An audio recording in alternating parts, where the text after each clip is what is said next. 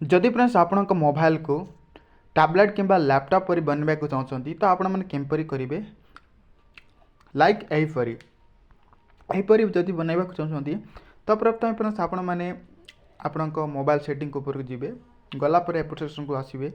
एटार वर्सन उपर simply click करेंगे बिल्ड नंबर पर टैप करके आपनकर डेवलपर ऑप्शन को ऑन करेंगे ऑन कर सारापर फ्रेंड्स आपण मैंने सर्च बटन रे एटार डेवलपर चेस करेंगे चेस कलापर फ्रेंड्स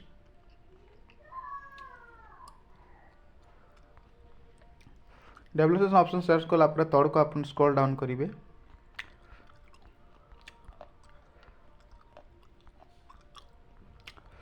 आप गोटे ऑप्शन थी